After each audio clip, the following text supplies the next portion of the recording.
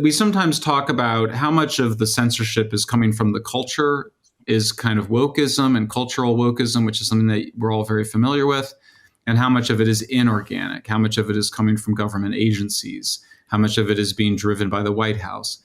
And, it's always like you can never find there's no real clear line because the people in those agencies are true believers. But it's actually quite pathological in the sense that they don't want to go on your podcast. They don't want to have to justify their views. They don't want to have to debate publicly. And they make up a reason. And the reason they make up is that they don't want to platform evil people like you and me. But I think we actually all know that that perhaps the real reason might be that they don't actually feel comfortable doing it because they themselves don't really even understand what they're doing. They're in the grip of an ideology that they assume to be correct, and everybody around them assumes to be correct, but they haven't actually gone and looked at the data. They haven't actually gone and interviewed the researchers that are claiming to have these increases of hate speech.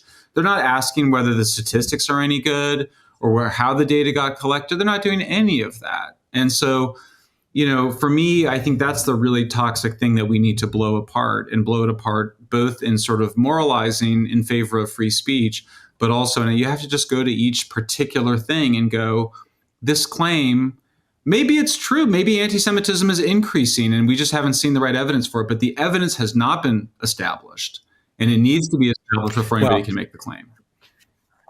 That's fair, but I would say there's a part of me that despairs even at hearing that the answer is, let's look at the data, because I've just been through hell over abuses of the so-called data, right? As Norman Fenton reveals some of the many tricks.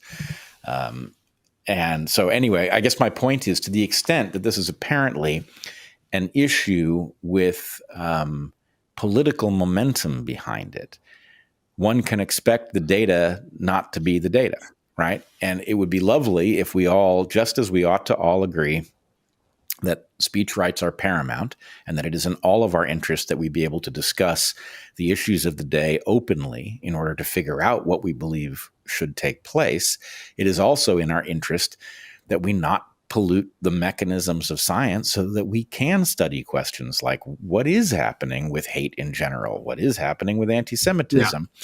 And unfortunately, we live in an era where everything that can be weaponized has been weaponized.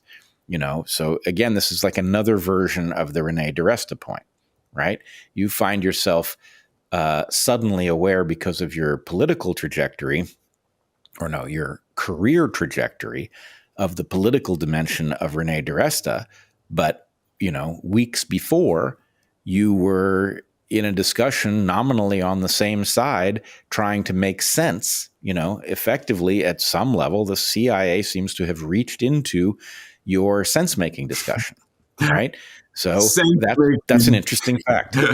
I mean, right. And it's funny, but of course she wouldn't do any interviews with me after I discovered everything. And I think on the point about, I don't have much to add. I would just say, in terms of the data, that's exactly what I'm saying. I don't think the data speaks for itself, but the data plus a couple, honestly, some smart guys talking on a podcast and getting some extra superpower statistical help if I need to. I surround myself with people that, my wife is a statistician, and Norman Fenton, and I don't know if Alex Gutentag now works here with us. And the Norman Fenton thing I think is special in part because he was able to explain, this to somebody like me. And so you kind of go, that's the right, but I think the point is that the censors are not participating in that kind of discourse. They're actually, they're trying to get out of it. In fact, they're censoring. Yes. They are censoring it. That's yeah. But in other words, the problem is not that we have such a hard time getting to the truth of it. I do think part of the problem is the scientism and the idea, the naive idea that Sam Harris puts out there that the data speak for themselves. Of course, the data don't speak for themselves. We have to interrogate the data. You have to look at how we're analyzing it. But really, it's more like, I do think we're going to come to a closer view on nuclear power the more time we talk. I don't have total faith in it. I don't think we need to be completely aligned. But the fact that we can have a conversation like this and be able to do this in a free society, that's really what matters. And that's what's being undermined.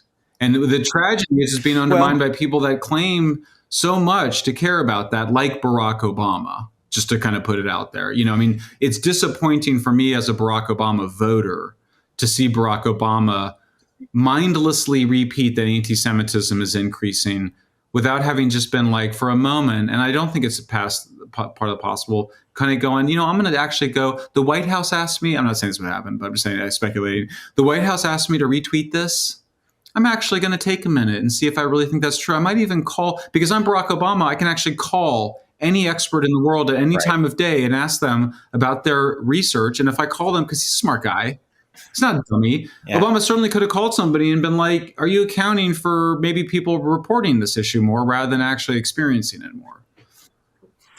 Yes, which actually, so two important points. One, I want to come back to the issue you point to about the possibility that they haven't controlled for a change in level of reporting is exactly analogous to an issue that I think you missed when you said, look, there's no evidence that terrorism is on the rise.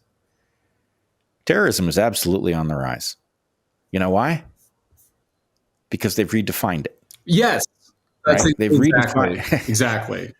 They've redefined it so that a person saying the evidence suggests that ivermectin is effective against COVID, never mind whether you believe that, but a person saying, I have looked at the evidence and it suggests that ivermectin is effective against COVID, that person is now, according to the Department of Homeland Security, engaged in terrorism.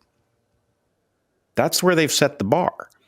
That's an amazing fact, but it's true. You can check it, right? Malinformation is defined as terrorism according to their own taxonomy.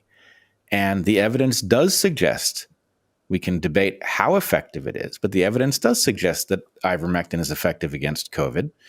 And so a person saying that, by their definition, qualifies. So anyway, my point would be, you can either monkey with the baseline and create an artificial trend, or you can monkey with the definitions and create a trend out of a flat line.